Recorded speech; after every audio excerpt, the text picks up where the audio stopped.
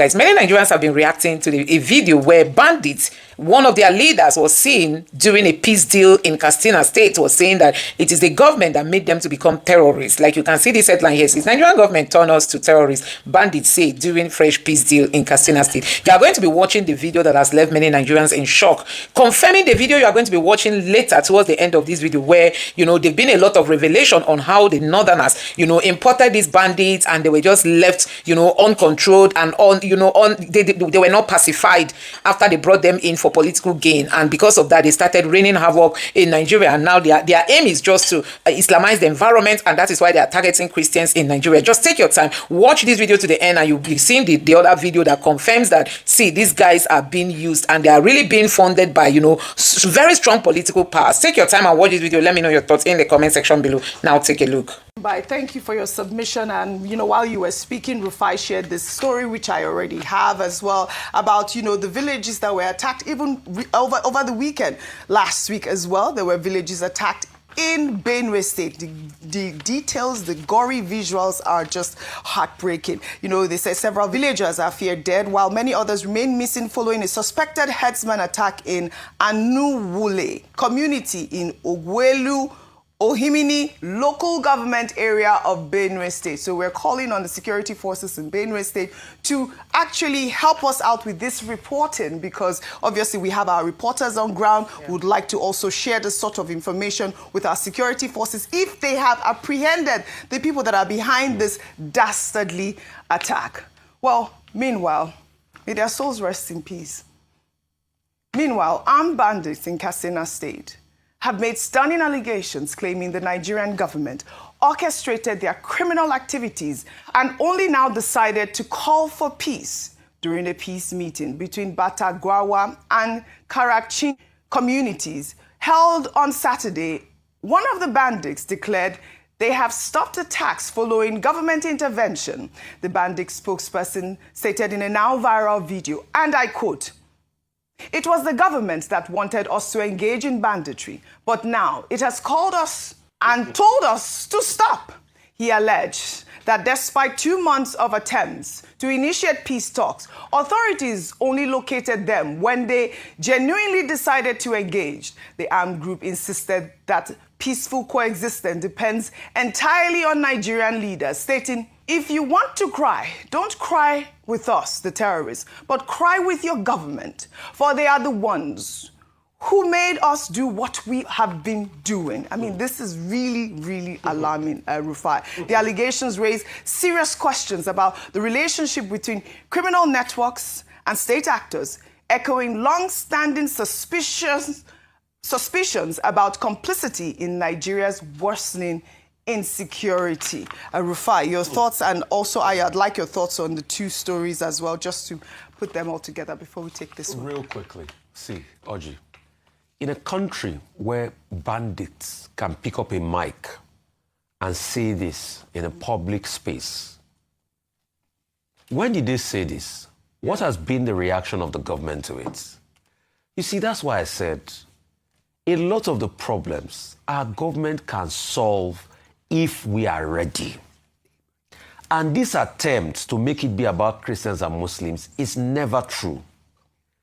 My Muslim brothers, my Christian brothers, we are all one, united. Our adversaries are those that are using insecurity to hurt all of us. Let's not fall to their propaganda.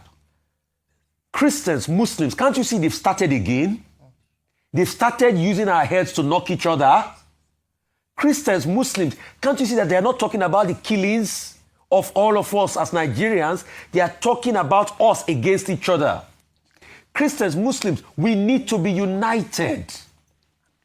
Just like we all prayed together and we stood united during NSAS. We serve one God, the living God. Do not allow these actors to pit Christians against Muslims. Our adversary is the insecurity. I'm happy that Reverend Ayab is speaking up against this. So, didn't the data, although because I've not seen the primary data that Beacon Security had, but doesn't his data even justify the allegations of genocide?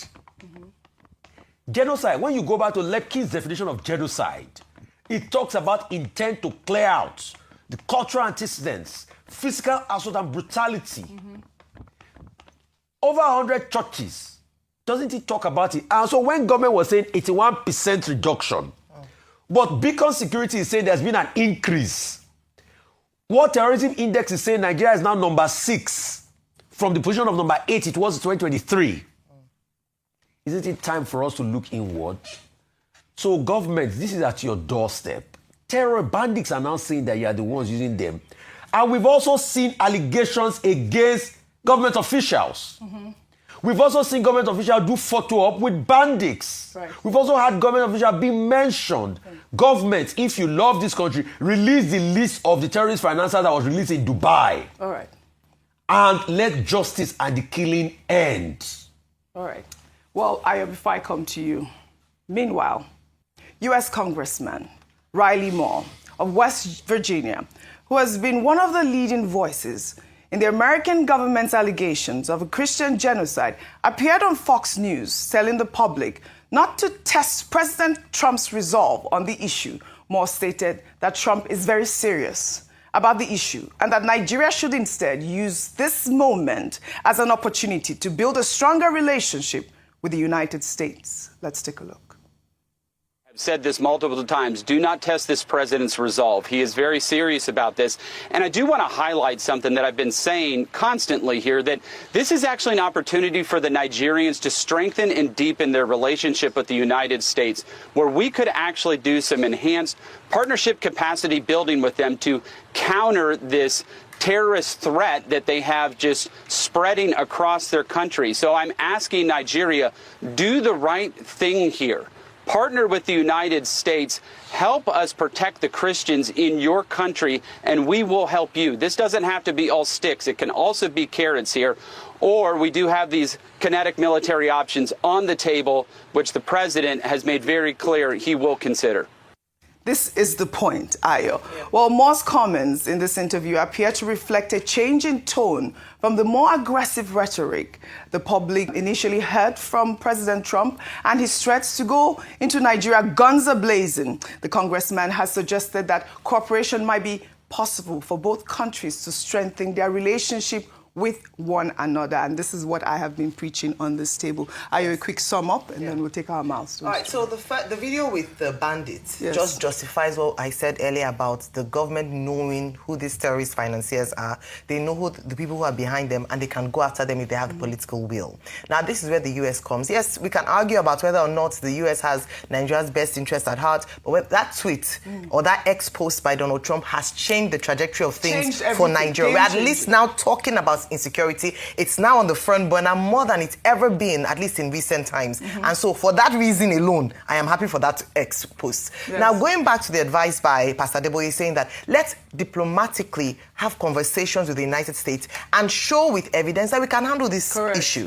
But can we have partnership in terms of support? The best way that America can help Nigerian Christians or Nigeria as a whole to tackle insecurity is to work with the government, because whether or not America cannot situate its boots on ground forever, they will have to go back. So can they empower or work in synergy? So from intelligence, what they're saying is that let us be aware of the dates you're coming, if you're coming, when you're coming at all. Work with the Nigerian security apparatus, because at the end of the day, whatever is left in terms of mopping up the rest of what they've done, it's the Nigerian army that will do that. And so the Nigerian army has to be empowered, equipped in collaboration with the United States to ensure that we tackle insecurity. We have the solution. Let's work in hand with another power that has even better capacity to handle these issues. I mean, the government has shown, the Nigerian government has shown that they have a listening ear, right? I mean, I know that they are listening at this point. What we need is a collaboration, and I will keep emphasizing that the best that I can. Nigeria will survive. General Overseer of the Redeemed Christian Church of God, Pastor Enoch Adeboye, has urged President Bola Ahmed Tinubu to move swiftly and diplomatically to persuade U.S. President Donald Trump to delay any action against Nigeria for at least 100 days. Speaking at the November Holy Ghost service at the Redemption City in Ogun State over the weekend, Adeboye warned that the situation requires wisdom and speed rather than confrontation. The pastor advised President Tinubu to find a way to convince Trump to delay actions, then return home and give security chiefs a 90-day ultimatum to eliminate terrorists or resign. Adeboye warned that no foreign power, not China nor Russia, would intervene to defend Nigeria if military conflict erupted, calling for immediate exposure of terrorism sponsors and stronger accountability within security forces. Now, Ayo, this pastor Adeboye's counsel, reflects the gravity of Nigeria's predicament at the moment, caught between Trump's threats and our own persistent insecurity crisis. Meanwhile, U.S. President Donald Trump over the weekend announced that America will boycott the G20 summit scheduled to hold in Johannesburg, South Africa later this month, citing claims of white persecution in the country. Trump described it as a total disgrace that South Africa is hosting the meeting of leaders from the world's largest economies, alleging that Afrikaners are being killed and their farms illegally confiscated. The claims of white genocide in South Africa have been dismissed by political parties in the country, including those representing Afrikaners and other white communities. A South African court in February ruled the allegations as clearly imagined, while the government described them as widely discredited and unsupported by reliable evidence. South Africa's foreign ministry expressed regret over the White House decision, stating that Trump is orchestrating an imagined crisis using the painful history of South Africa's colonial past, insisting that crime affects all South Africans, regardless of race. Well, Trump's genocide claims of white South Africans and the government's denial mirrors his claims of Christian genocide in Nigeria that Nigerian authorities have disputed, pointing instead to complex ethno-religious conflicts affecting both Christians and Muslims. I'd like your thoughts before I go to this story, Ayo, and also would like your thoughts as well on this particular story. But I don't want our viewers to lose the conversation with Pastor Adeboye advising President Tinubu to have Trump to hold off, and so that he can talk with the military chiefs, and also the fact that the U.S. president at this moment has boycotted that G20 summit in South Africa. He even challenges South Africa being a member of the G20. But let me put that so that we don't lose, like you said. I think it's important because there are a number of voices now speaking and now even trying to make it a Christian versus Muslim fight, whereby we're now losing the essence of what the issue is, which is that there is insecurity, there are Christians being killed in some parts of the country, freedom of religion, despite it being guaranteed by the Constitution, is not implemented or enforced in certain parts of the country. Now, Pastor Adeboye speaking up on Friday, I watched his speech, some people might consider it as long overdue because people have been calling for Christian leaders in Nigeria to speak up and share their own reality. I say this because many of these churches have their branches or by nature of their influence understand what's going on in these parts. They have reports from some of their pastors who have been killed and members who have been attacked or churches that have been burnt. Yes. So they understand the real issues that are going on. But I think his statement then put to rest why people had been asking, because he said that in the background he had been engaged with not just this current president, but previous presidents in trying to find a way to solve the problem of Christians being killed and generally the insecurity in the nation. Adding to his voice, we have the PFN president, Bishop Wale Oke, who stated emphatically that there is genocide against Christians. He has spoken concerning his constituents. Pastor Paul Enenche has been very consistent in calling out for this. We have pastors, of course. Bishop David Oyedepo is very vocal as well about it. So what I'm saying is that the people who are affected, the main stakeholders, have come out to now say that this is really happening, solve the problem. I do think that Pastor Adeboye's advice to the president is in good stead. To ask for some time from the president through diplomatic conversation. And that's why we've maintained on this table that please let us open diplomatic channels. And like Dr. Bati had mentioned, if we have to bring in experienced diplomats to the mix, let's do so. And let us ask for more time. If we're saying that we can solve the problem, give marching orders to these new service chiefs to fix the problem in 90 days. We know that Nigeria can fix the problem. We know that they know the people that are behind this terrorists, those who are funding the terrorists. They know. They know who they are. Well said. Do they have the political will to actually go after them? Trump can be the catalyst to finally solving this injustice that has been meted out on not just Christians, but Nigerians as a whole across different parts. Can we finally have peace in the nation? Well said, Ayo, well said. Well, speaking about pastors who actually have experience, in the same vein, journalist Ireti Bakare Yusuf anchored a special edition of Borderlines examining the contentious issues of insecurity, allegations of Christian genocide in Nigeria, and the Trump administration's threat to the Nigerian state. The program featured security consultant Dr. Kabiru Adamu, who provided data-driven analysis presenting statistics on terrorist killings in Nigeria, broken down by religious affiliation, offering empirical context to claims and counterclaims about the nature of violence in the country. The program also featured testimony from Reverend Joseph John Hayab, chairman of the Christian Association of Nigeria, Kaduna State Chapter. Reverend Hayab shared harrowing personal testimony, revealing he had buried almost 2,000 people in Kaduna in the past, with over 300 more deaths following the 2002 Miss World riots. He expressed frustration on how attacks on Christians, including burned churches, killed pastors, and wiped out families, are routinely dismissed as mere communal clashes rather than targeted religious violence. Let's take a look. I'm speaking as the pastor who buried the almost 2,000 people in 2000 in Kaduna. Quote me, my name is Reverend Hayab. I'm speaking as the pastor who also did the mass burial of the over 300 people of the Miss World Beauty pageant on the 23rd of November 2002. I'm also the pastor who came out publicly to denounce the Danish cartoon in 2006, but it later leads to the death of Christians in Maiduguri and death of Christians in Bauchi. So I have been around and I think I know this story. Listening, we are coiling it into the politics of America as if we are not in Nigeria. Sincerely speaking, there has been killings of Christians in northern Nigeria before even the advent of Boko Haram. I was in Kanu. I just left Kanu with 1 week, and the killing of the visit of Yabonke happened. People were caught. You know, it's a different thing that you are shot to death. It's something else that you are caught to pieces, caught by the neck, caught hacked to death. I saw these cops. I had to run back. My pastor asked me, why did you come back? I said, no, I just left for Kaduna 1 week, and then I heard what happened to my people in places in Kanu. I just came back. I was the pastor who first came out to condemn the Danish cartoon because I knew what was going to follow. But despite that effort, Christians were killed in Maiduguri. In Maiduguri in 2009, when Boko Haram started, they were never attacking Muslims. They actually went for the church because they said, we are infidel. Vimbai, this was quite explosive, but let's take a look at the summary of attacks on places of worship as presented by Dr. Kabiru Adamu over the period of 2021 to 2025.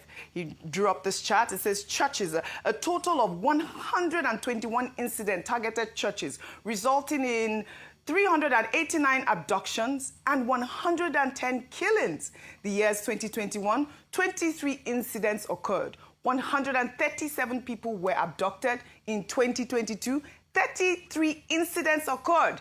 74 people abducted and 47 people killed. I mean, this appeared to be, the peak years of this specific type of attack. Now, for mosques, Vimbai, are you watching?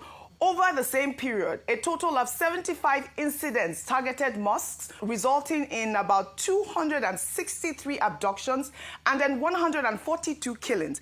Notably, mosques attacks recorded more fatalities. It showed a total of 142 versus 110, despite having fewer incidents and fewer abductions. Also 263 versus 389 overall. I mean, the year 2025, he says, saw the highest number of killings in mosques, a rise to 51 from 10 incidents. So the insecurity is speaking, as you see in that graph. Well, this critical conversation highlights the complexity of Nigeria's security challenges, where legitimate concerns about religious violence intersects with geopolitical narratives and domestic politics. Reverend Hayab's testimony of burying thousands cannot be dismissed. Yet, Dr. Adamu's statistics reminds us that terrorism affects Nigerians across faiths, while as Trump threatens Nigeria over genocide claims, the question remains, are we addressing security with facts and solutions, or allowing foreign powers to weaponize our tragedies for their own political agendas? And these are the sort of questions that are out there. And I think that this is what the federal government needs to study. These are people that are speaking. We have security experts. We have pastors, we have priests that are willing to give account. I remember that we hosted the Arewa community here, and one of the statements that I took dear to my heart was, why was it that the federal government left this whole insecurity issue until Trump wrote that tweet, instead of setting up a judicial panel of inquiry to have all these actors come and we investigate and tackle the problem, which is what I think should happen now, as Pastor Adeboye has also suggested. Your thoughts? Gosh, there's so many things that come to mind with this, OG. I think number one is data. Data, data, and data. I have to continue to emphasize that, because we see independent people coming with, with various elements of their data, with their own research, which is important. However, this is where we now see the vacuum that has been created by the fact that we're missing data. We're missing official, verified data. Now, again, I think I want to echo what my colleagues have already said. Ayo and Rufai have already said. Let's be careful about breaking this down into, Christian and Muslim and so forth. And let's come together now and focus on the issue at hand. The issue at hand for me, OG, I think is the insecurity, number one, and number two, it being weaponized by foreign powers. Now, I love that you brought South Africa, because let's bring that into context. Over the past 24 hours, the group that went to report white genocide, that's AfriForum, that went to report that to Donald Trump, have actually backpedaled. And they've come back and said that, oh no, they never said there was a genocide and they're sorry. Now, this is an important thing to note, because in the South African context, there isn't this data that we're seeing concerning Nigeria. It doesn't exist in South Africa because the genocide genuinely doesn't exist. There's no evidence of it whatsoever. However, we already see what a false allegation has done. G20, you don't have the United States coming. In terms of tariffs, economic warfare, it's gotten worse with the United States. So the relations between the two countries have become so frosty, and it's impacting the average South African now, because jobs are being lost, because American investment and American business that used to engage in that country is no longer engaging. Right. So why do I say this? I say this because it still brings us back home, that even if we are to seek alliances and assistance, the root foundational issues are here at home, and only we can address them. They can come, they can advise, they can do all of those things, but ultimately the core issues here are that there is insecurity, but also that there's a lot of national healing that needs to happen between various groups and various ethnicities, whether it be by religious divide or whether it be by ethnic divide. There is national healing that needs to happen, so that this mutual animosity that exists between groups can start to be tempered down. So 1992-93 in Kaduna, a riot broke out which they call the Zango Kataf riot. I was a young boy, very, very young then, and people were killed in scores. If you are not an Hausa person practicing Muslim in Islam, they were killed. Especially if you are from the southern part of Kaduna, the tribes from the southern part of Kaduna, they were massacred. It was called the Zango Kataf riot.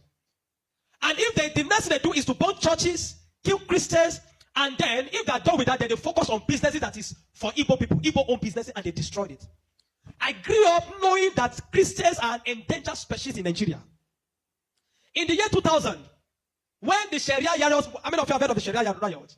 Hundreds of thousands of people were killed in Kaduna.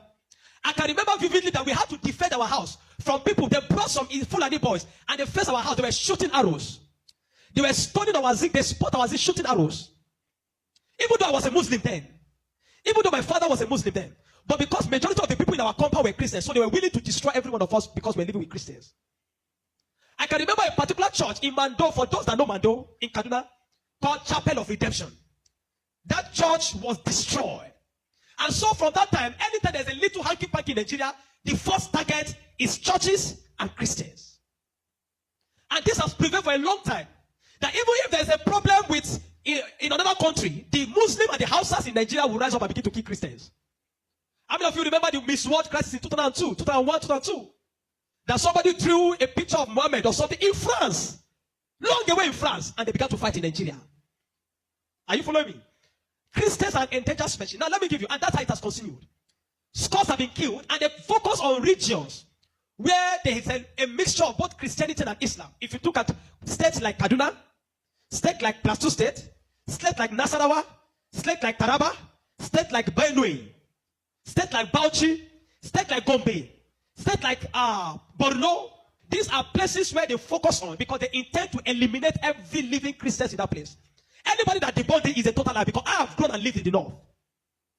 I've spent 80 to 80% of my life in the north, so I understand this thing. Several times, I cannot forget the Sharia riot. We were running for our lives. Even though we're Muslims, but we're still running because as far as you are not of that ethnic group, practicing what they practice, you are a victim. You can be burnt alive.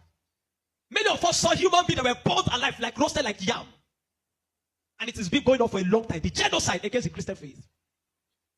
Are you with me? Many years ago, in Kano State, a man was beheaded. And anything they talk about, he said blasphemy. And guess who was the person that led it? The man called Sanusi, Lamido Sanusi, was the one that led him on. And they beheaded him, they killed the Igbo man. They killed him and they put his head on the stake and they were using it to parade the city. You will understand of a woman also that is an evangelist.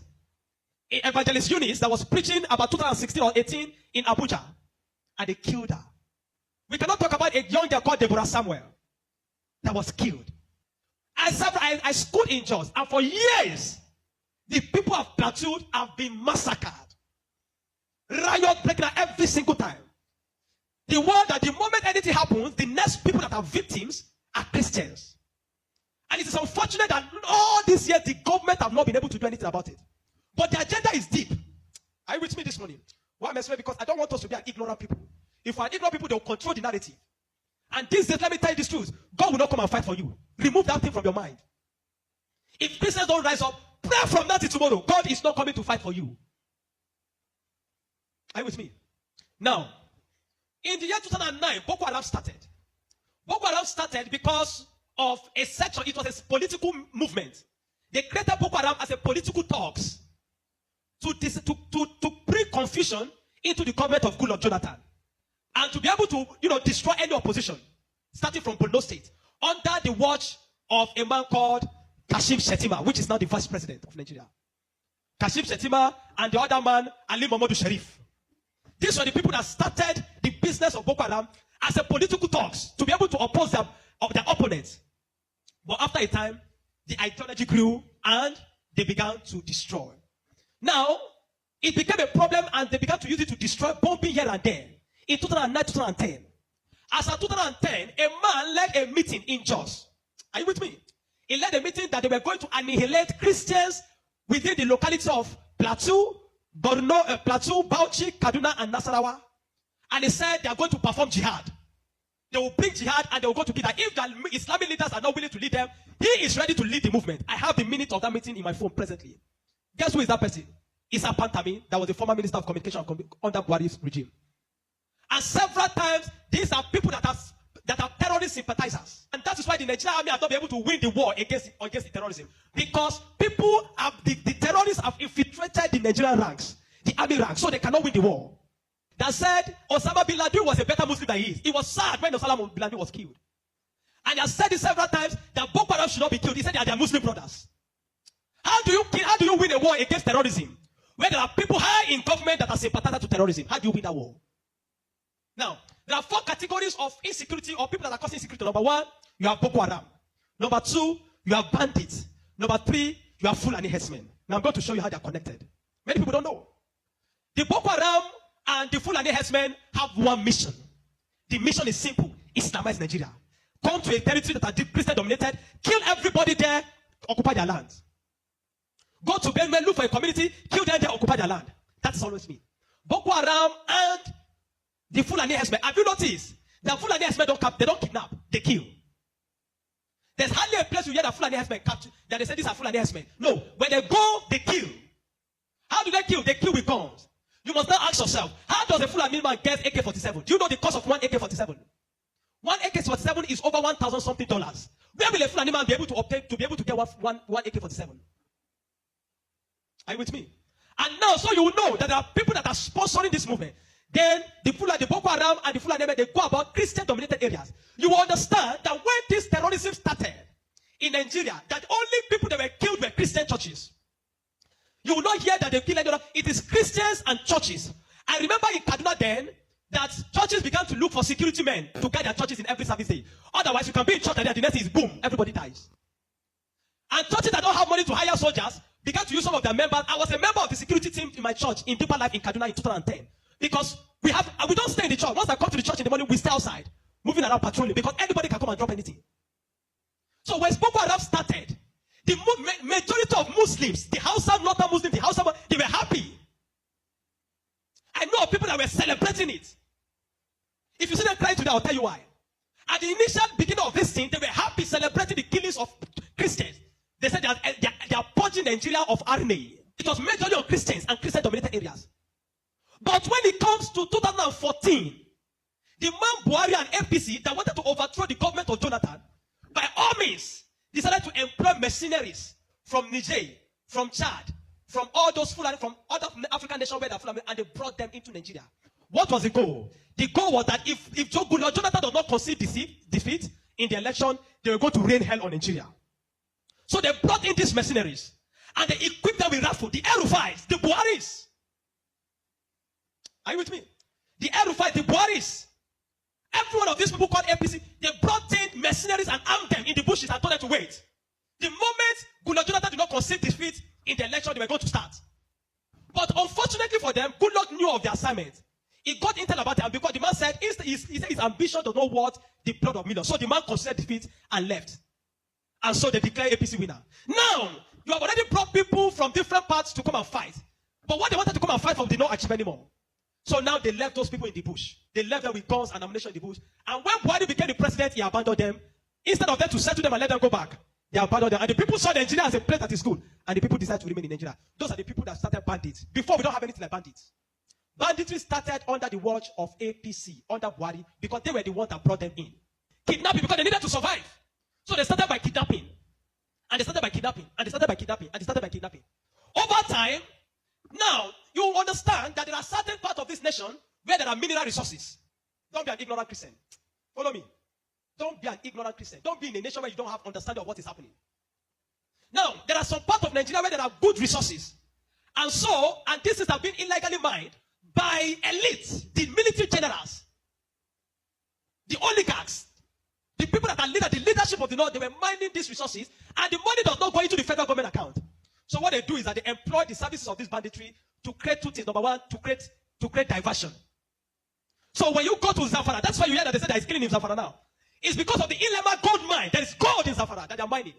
And so these bandits that are already in the bush, some people collaborate with them, partnered with them, and told them to see, keep creating confusion, create chaos. When you keep creating chaos, the Nigerian state and the people of Nigeria will not be able to focus on the illegal mining. They'll be concerned about the insecurity.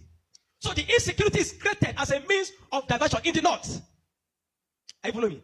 It is created as a means of diverting the attention of the military and the Nigerian populace from being able to focus on the illegal mining of resources. And any part of the north where there is resources, you find out that insecurity there. Recently, it has started in Kwara because there's a great amount of lithium in Kwara too that they have discovered and they're mining. So they partner with the Chinese because the people that do this illegal mining are the Chinese. They partner with the Chinese to be able to. So the bandits became the security men of Chinese and all those people to protect them. So that while they are mining, they can begin to cause chaos. Because while the people are mining and they are causing chaos here, kidnapping here, killing here, nobody will be able to focus on what the Chinese are doing and those people illegal mining. Every single day to this moment, I'm telling you, they are mining in those places. And they will take it to an airfield in the bush and fly it out of Nigeria. They are making billions of dollars from it every day while people are being killed. That is why you now hear that Muslims are saying that they are killing Muslims too. What you have, it is what Buhari created. The APC-led administration created. The banditry they created is what is affecting the North now. Because the people they brought to come and kill Nigeria in 2015 did not succeed because good luck relinquished power to them. And now the people have become thugs. They have become tools to be used in the hand of men that are using them to secure their illegal gold mines. And that's why you kill them. That's why you hear that they say they are killing Muslims. Now, the Christian persecution and genocide has been there. So you find that at the other part, the Muslim and the Fulani men keep going around killing in all those parts. And the Christians and the churches have been silent for too long. This evil has prevailed in Nigeria because the righteous men have been too quiet. If we're ever going to win against insecurity in Nigeria, Nigeria must put two things Nigeria must do. Number one, Sharia law must be completely abolished in Nigeria. Because Nigeria is not an Islamic state. Why will Nigeria, some part of Nigeria, be practicing Sharia? The law guiding them, constitutional law, that believe that if somebody deserves to die because he speaks against his God. Can a Hausa man insult Jesus and I kill him for insulting Jesus? But somebody believes when you speak against Muhammad, you deserve to die. How do you live in a country with somebody that has that kind of mentality? The military have become complicit. They are compromised. Nigerian military cannot win this war. 20 years from today, I'm telling you, 20 years from today, this thing of insecurity will not end because there are people that are enjoying it, benefiting from it, and reaping from it. If Nigeria wants to win this war, partner with America. Let them come and militate. I mean, if you have seen that in Kanu yesterday, some people were protesting that they don't want America to come. Because they believe what they have been told is that if America is coming to kill Muslims, and the man said he wants to come and kill terrorists, but they are protesting. Anybody that is negotiating, people like Ahmed Gumi, Sheikh Gumi should be locked away. A terrorist sympathizer is a terrorist. A man that believes that you are not supposed to kill a terrorist is himself a terrorist. A man that believes that we should go and negotiate. How do you go and negotiate with terrorists? Because you see, terrorists are not just criminals. They are working with the wrong ideology.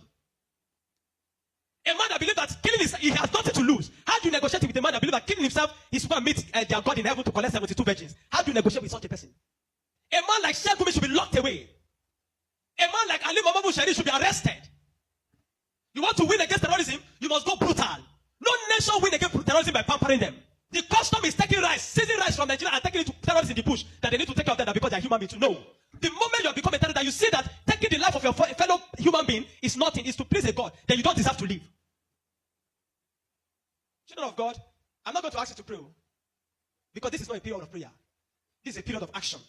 Reverend Dr. Ezekiel from Jos, the man have been speaking, have created attention. Not for once have they invited the man for interview because they don't want to give the man any airtime. But you see, any little thing they will call Gumi and give him microphone. Gumi, they are inviting Gumi up and down. The media is complicit. The Nigerian military are complicit. You can't win war with this Nigerian army, not because they don't have the capacity, but because they are compromised. Buhari created banditry. The people like Gumi and the rest of them, they are the people that facilitated the idea of Boko Haram. And today, some of them are your leaders in government. Most of them are moving free. Not one have been arrested. Kabiru Sokoto that bombed Nyanyan in 2011. When they rearrested him, guess where they got him? In the house of Shetima in Abuja. What is he doing in the house of Shetima if Shetima doesn't know him? But today, Shetima is your vice president. How do you win a war where terrorists are ruling you? Where terrorist sympathizers are moving around? This is not a period to say we are praying. No! This is a period of wisdom. This is a period of action. Churches in the south have no idea. They sit in their cozy churches with employ them. They don't know what it means to be in the north. They don't know what it means to be running for your life. That every Sunday in the church there in Kaduna, when they say let us pray, everybody's praying with one eye open. Because you don't know God might go up at any time in the church. The Nigerian church must rise up. There's an agenda. And if you read the minutes of that meeting in 2010 led by Isa Patami, you will not believe it. I have a recording of his messages. Where's Appeal? Where he said, why will they be killing their people? He said, why will they be killing his Muslim brothers? Referring to Boko Haram as their Muslim brothers. How do you win with such a people in government? And that guy was a minister under Buhari for 8 years. Do you know what I'm telling you this morning? You are a Nigerian. If you are not aware of what is happening around you, in a short time, one day your calamity will just come. You will not know how. Are you with me? The banditry that is destroying them in the north was created by the people Buhari brought for mercenaries to destroy Nigeria in 2015 in case he did not win. Unfortunately, he won, and those people were left without fight. And they began to use the weapons that have been provided for. These guys have sophisticated their weapon. They move logistics, move money in dollars. Where do you think they're getting it from? You think it's from the sale of cow? No. The Bible says, watch and pray. We have been praying. This is the time to do what? To watch. So guys, a whole lot is going on as regards to the level of terrorism in Nigeria and why the government is not even worried about, bringing it to an end. More worrisome is the way the Nigerian government has been just sitting on the fence, focusing on 2027 until Trump spoke. So if Trump had not even said anything, I mean, all these reactions we are seeing today wouldn't have even been coming up. But because we, the government will just want people to know that they are working. That is why you see them taking some of these steps. Not really because they care. No, it's not because they care. It's just because they want people to see that they are working. Anyway, guys, I'm going to be taking you through some of the reactions from Nigerians as regards to these videos that you are seeing today. Honestly, it's really, really sad, considering what we have seen in the country today. Now, this guy has really come out to reveal a lot as regards to how the Northerners have been in the business of buying Christians just for their own religious gain. And now, let me take you through some of the reactions. This person says, I'm a young pastor from the North. 2014, we were all chased out of our communities, burnt our churches, burnt our house. I can still remember clearly, we and our company of many soldiers run for our dear lives. Pray for us, please. Oh my God. This is a pastor from the North saying this. It's really, really so sad. And this person says, we need more people to share testimonies. Honestly, we need more people to share testimonies online.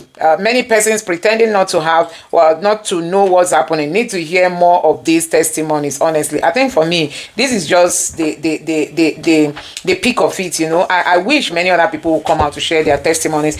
If I tell you my experience with my sister in 2000 with her small children, if you hear all these testimonies saying there's no genocide, Christian genocide in Nigeria, you will spit on them. We left Kebbi State around 2 a.m. People were being brought out of their houses to be slaughtered. Hey God, people don't know how much these jihadists are ready to go. Hey Papa, people don't know how much these people are ready to go. So guys, a whole lot of reactions from Nigerians. This person, I remember 2001 and 2001 Sharia riot. Although I was a child then, it took everyone by surprise. We even housed some of my sister's classmates for some days before they could get back to their families. 2011 post-election violence was another horror. Hey, Northern Nigeria.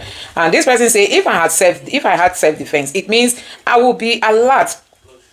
If I have no self-defense, it means that my alertness amounts to little to nothing. That is to say, no one could be killed in the event. Don't you think it is pragmatic thing to populate the idea of self-defense among Christians? Self-defense, Christians don't believe in buying people. So this person say, I don't know what Donald Trump, U.S. Army, Department of War is still waiting for. Leave all this false media narrative and just invade this country and wipe out these wicked vipers out. Oh my God. And this other person here says, I totally agree with the man. Christians should wake up, for only depending on prayer. Khan has to step in and protect this man by all means. But I'm afraid, he's also afraid of talking. These are the kind of people that really need to come and speak, because this guy has shown that he really knows a lot. May God help us in Nigeria. Wow, so much detail. And this person say, we Donald Trump, please act swiftly, we beg. So Nigerians are calling on Donald Trump not to waste any more time, because Trump saying he's giving Tinubu time to do the needful. If Tinubu doesn't, then he will come in.